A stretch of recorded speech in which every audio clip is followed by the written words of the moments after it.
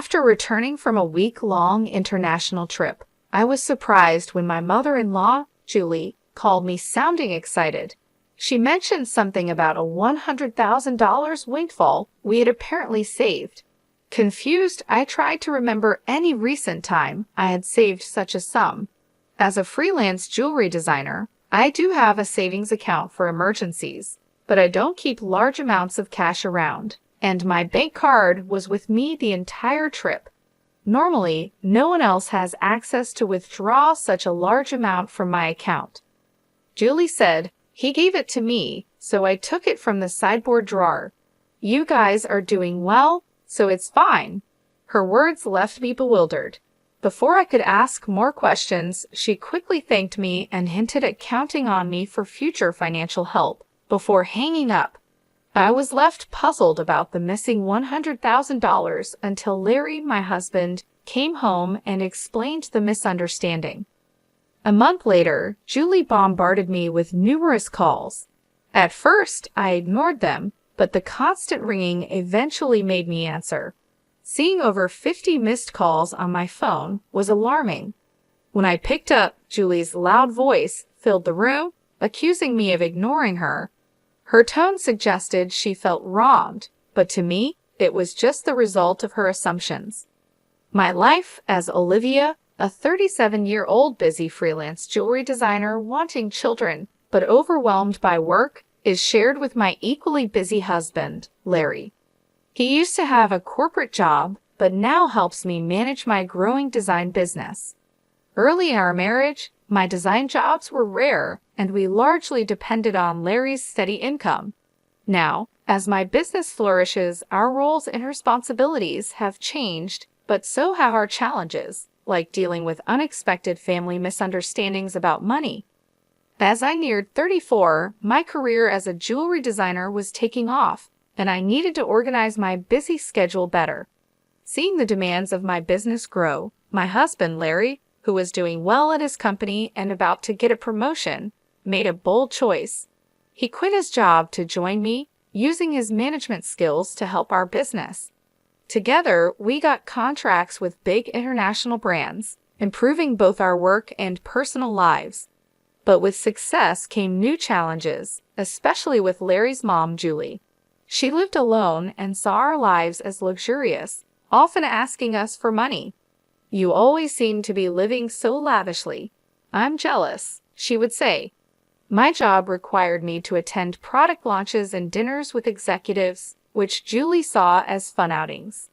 Her requests for money became more personal over time. "I'm going to throw a party for my friends soon.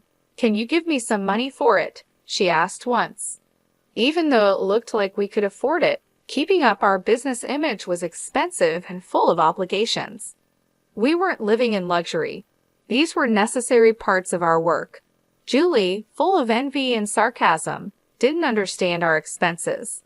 "Dressed up beautifully, eating at expensive places, I envy you," she'd say. Despite my repeated refusals, Larry, being her son, would sometimes give in to her demands. If giving her a little money keeps her quiet, then it's worth it, he'd argue, finding it easier to appease her than have our work disrupted. But Julie's demands only grew. Recently, she wanted a new dress for an upcoming gathering. Just the other day, Julie came over and pestered Larry. "Wouldn't a three-piece suit work? We've been asked to buy clothes before," she said. "There might be cheaper options, but what Julie wants is certainly not cheap." I explained to Julie that it was a fancy party and she couldn't be the only one in old clothes. She also insisted on a matching bag, which left us frustrated. To handle her frequent requests, Larry had set up a credit card in Julie's name for her expenses. At first, she overspent a lot and Larry had to warn her. Even though he asked her to tell us before making big purchases, she kept spending too much. This constant demand for money left both Larry and me exhausted, trying to support family while keeping our business stable. I found an exquisite ring and couldn't resist buying it, though I regret not telling you first. Unfortunately, the bill was huge. Julie said, "If spending is going to be this uncontrolled, maybe it's best to take back the card." We just can't cover these costs, Larry said. The credit card was in Julie's name, but Larry was the one managing and paying the bills. Julie treated the card as if it had no limit, not realizing every purchase had to be paid for. Since the money wasn't coming directly from her, she kept using it freely. To control her spending, Larry set a limit on her card. Julie stormed into our home one day, frustrated. "What the heck? I couldn't pay for my shopping the other day." "Why?" she complained. We explained that her excessive spending was straining our finances, so we had to lower her limit. "It's still enough, right?" Larry asked, trying to keep the peace. "But you two are still dressing up and going to fancy places. How is what I'm doing any different?" Julie protested, thinking our activities were just for fun. "That's part of our job, Julie. If that's a job, then what I'm doing isn't any different. It's unfair that only you two get to have all the fun," she argued. While it's true that our work involves attending events in luxurious venues, these are professional obligations, not leisure activities. Despite her misunderstandings, setting a limit on Julie's credit card seemed to calm things down. Occasionally, Julie would visit and complain to Larry, but overall, life continued without major disruptions. As the year ended, an exciting opportunity came up.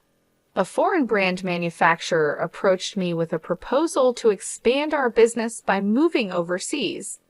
This prospect thrilled me as it could elevate me to the ranks of top-tier designers. Larry, ever supported as my manager, was all for it. "It's a chance we have to take," he affirmed. However, the idea of moving abroad brought a new concern. Julie, given her past behavior, it was a real worry that she might insist on joining us overseas. The thought of living internationally was exciting, but dealing with Julie's demands in a new country was daunting. When we told Julie about our plans to move overseas for work that weekend, she reacted as we expected. "I want to come too," she declared, assuming our move would be a long vacation. Larry tried to explain, "We're going there for work. It won't be as leisurely as you think." But Julie was skeptical. "You're trying to trick me. You're planning to live even more lavishly there without me watching," she accused. "We're not moving there permanently. We'll come back after our work is done," I explained, trying to calm her concerns. Yet she retorted, "You're saying that, but you're planning to leave me behind, aren't you?" Larry and I were both exhausted by this repetitive argument. In an attempt to compromise, Larry suggested, "Okay, we can't take you with us, but how about we pay for a week-long trip for you instead?" Julie perked up at this. "Really? Are you sure? We'll cover your flight and hotel, but you'll need to manage the rest," Larry affirmed, pleased for the moment. However, the peace was short-lived. A few days later, while Larry was busy with the move arrangements, Julie dropped by unexpectedly. "Hey, Olivia," Larry said, "I want to shop over there too. Can you give me some money?" she asked. "What about the card that Larry gave you?" I inquired, knowing she had a designated credit card for such expenses. Julie's face fell. "That's the thing. Larry finally took it away from me the other day," she admitted. It seemed she had been reprimanded for overspending, and anticipating the challenges of managing finances with different currency rates overseas, Larry had confiscated the card. "I don't have that kind of money on hand either. I can't give you money without Larry's approval." "Can you ask him?" I suggested, knowing full well Larry's stance. "It's no use asking him. That's why I'm asking you," she pressed, raising her voice in frustration. Julie did end up going on a 15 days trip abroad, which I assumed Larry managed to fund somehow. Upon her return, she called me, brimming with excitement. "I'm back, and it was so fun." She shared tales of her sightseeing and dining adventures, though I hadn't asked. "And I overbought souvenirs and couldn't fit them in my suitcase, so I had them shipped here. Can't wait for them to arrive," she exclaimed. "That's nice," I replied, trying to keep my tone neutral despite feeling a bit overwhelmed. "Thanks to the money you saved up, I had a blast," she exclaimed. Saved up money? What are you talking about? I responded, puzzled and a bit alarmed, having no recollection of setting aside money for her splurge. I found it in your house's sideboard drawer, she said, claiming she took $100,000. I was stunned. Why would such a large amount of cash be stashed away at home, especially not in a drawer where anyone could find it? Confused, I confronted her. I'm not sure what money you're talking about, but taking it from our house without permission is theft, even if you're family. Do you understand that? Julie's response was unsettlingly casual. That's why I'm telling you now. I used it. Consider it a post-factum report, she declared unapologetically. I have no idea about this money, but if you took it and used it without telling anyone, that's a crime. And if it was something Larry had set aside for an important transaction, it's even more serious, I explained, trying to make sense of the situation. Despite this, there hadn't been any noticeable disruptions in our business finances during her trip. You two live so extravagantly, so why can't I have a little of that?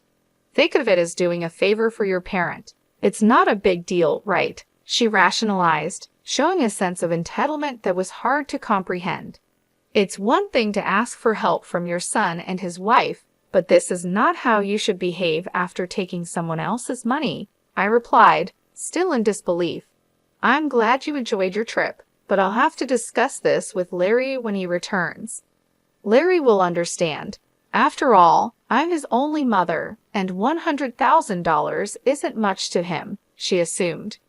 All right, I'll pass the message along, I said, astounded by her lack of awareness. Later that evening, when Larry came home, he looked troubled. Olivia, do you know about the money I left in the drawer? He asked urgently. 20 days ago, I withdrew it from my bank account, and now it's gone. Keeping such a large sum in a drawer, didn't you think it was careless? He questioned. I needed cash immediately for an urgent payment. Do you know anything about it? It suddenly clicked. Julie's earlier call thanking me for the $100,000 and mentioning how much fun she had made sense now. It was Larry's money meant for a crucial purpose. Larry, today Julie called, thanking us for the $100,000 and saying she had a blast with it. I explained. I didn't understand what she meant until now. I explained, piecing everything together. So it was Larry's money, but what was such a large amount meant for? I asked. Hey, if it wasn't for a business payment, we've been doing bank transfers for a long time, right? Why cash all of a sudden? I questioned, trying to understand the whole situation and deal with the consequences of Julie's actions. I knew it was Larry's money that had disappeared, but I didn't know the full story. Julie had taken the money without telling us, and I needed to understand why. I asked Larry, puzzled by the situation. Larry began to explain. After he reduced the credit limit on Julie's card, she started secretly borrowing money from various sources, including consumer finance cards and credit cards she had opened without our knowledge. When Larry found out about her growing debt, he took away all her cards and withdrew cash to settle her debts directly, aiming to bypass the banking system to keep our business accounts clean and maintain trust with our partners. This was also partly a farewell gesture, as we were moving abroad and wouldn't be around to manage such issues for her. Larry explained, I planned to handle her debts discreetly to prevent our financial records from getting complicated. A month had passed since then, and as I was busy packing for our move, Julie's frequent calls became hard to ignore. When I finally took her call, her voice was filled with desperation. Why aren't you answering my calls? I've called so many times, she said, almost in tears. I'm sorry, Julie. I've been caught up with the move. What's going on? I asked, trying to remain calm and give her a chance to explain her side. It's not just one thing, it's everything. They're asking for payments almost every day. It's too much, Julie confessed, her voice cracking under the strain. Have you tried contacting Larry about this? I asked, hoping she had sought his help first. He seems to be blocking my calls. I can't get through to him at all. Olivia, you're my only hope now. Please help me, she pleaded. I realized then just how complex the situation had become. Julie's financial recklessness had led her into a maze of debt, and now, cut off from Larry's assistance, she was turning to me as her last resort. As we prepared to start anew in a foreign country, dealing with Julie's financial chaos demanded immediate attention before we could fully focus on our new beginnings. I was surprised by Larry's drastic approach toward his mother. If he had used the prepared funds to settle Julie's debts directly, this stressful situation might have been avoided. Now, Julie was overwhelmed with collection letters and constant calls from finance companies and lenders. It was like a scene from a dramatic film, something I never thought I'd see in real life. I'll talk to Larry, but I can't guarantee what he'll do. A son should help his mother in trouble, right? Please ask him for me, Julie pleaded at the end of our conversation. But with our business expansion coming up, our finances were already stretched thin. We couldn't afford to help Julie more, especially since she misused the money meant to settle her debts. When I told Larry about the call, he responded with a mix of fatigue and resignation. I had planned to sort things out before we left, but she squandered that chance herself, he said coldly. The money was originally meant to clear Julie's debts, but she spent it on a lavish trip, leaving no room for excuses. As Julie's calls continued, I followed Larry's lead and blocked her number. Part of me wished to help her. She was, after all, Larry's mother, but there was nothing I could do if he chose to detach from the situation. Meanwhile, our move overseas was fast approaching, and I still had a lot to pack. Amid the chaos, I discovered more troubling news. Julie had decided to sell her house to manage her debts. It turned out she had hidden even more liabilities than we knew. The total amount was so large that even after selling her property, she couldn't cover it all. Losing the family home where Larry had grown up was deeply upsetting. Our family home is gone. Are you okay with that? I asked, sensing his sadness. How can I be okay? But there's nothing we can do, Larry replied, his voice tinged with sorrow. Losing the house where he grew up must have felt like a great loss, much like how I felt when I lost my parents' house early in life. Amid these complex feelings and the heavy task of packing, we had to come to terms with the fact that some situations were beyond our control. We needed to focus on our future as we prepared to start anew in a different country. The bittersweet reality of losing a family home struck me deeply. I watched the situation unfold with Larry. Unlike my past experiences, Larry had not only lost the house where his earliest memories were made, but also his emotional sanctuary, and all while his mother, Julie, was still alive. It's a hard feeling to describe the mix of loss and displacement, especially under such painful circumstances. It's more than just losing a building. It's about losing a part of your history and the comfort of a place to return to that no longer exists. Julie now lives in a modest apartment and faces the daily struggle of managing her debts. She works part-time, which is tough given her age. Job opportunities for older people are limited and often physically demanding and less rewarding. This new reality is a big change from her previous life of unchecked spending and financial freedom. Though I feel sympathy seeing her struggle, it's tempered by knowing her situation is the result of her own poor financial decisions. Life teaches us that actions have consequences, and Julie's case reaffirms that financial responsibility is crucial at any age. In our new environment, the business is thriving beyond our expectations. The move overseas has brought our brand into the international spotlight, with a flood of inquiries and offers from all over the world. Every new email and call brings potential for growth and collaboration, which is exciting but also very demanding. The success is thrilling but consumes our entire lives, leaving little room for anything else. Days blend into nights as we navigate time zones and cultural differences, trying to make the most of this golden opportunity. Despite the professional achievements, our personal lives are weighed down by our relentless schedules. The dream of expanding our family seems more like a distant vision, something we hope to revisit when the immediate demands lessen. Larry, who handles everything from logistics to client management, feels the strain deeply, As partners in both life and business, we often ponder our future and priorities, wondering how we can balance our professional goals with our personal desires. I look out of our apartment window, taking in the vast landscape. The neon lights blur into the night, mirroring the blur of our daily lives. This view, filled with promise and anonymity, is a sharp contrast to the familiar streets we once knew. This city, vibrant and relentless, is now our home.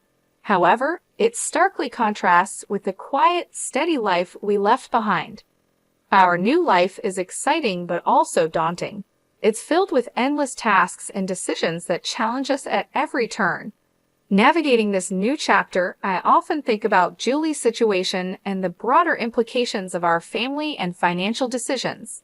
It's a continuous learning curve, understanding how deeply our choices are intertwined with our lives.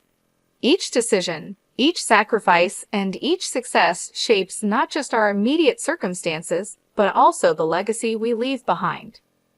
This view is full of promise and anonymity, a big change from the familiar streets we once knew. This city, vibrant and relentless, is now our home, but it is very different from the quiet. Our new life is exciting but also challenging, with endless tasks and decisions at every turn.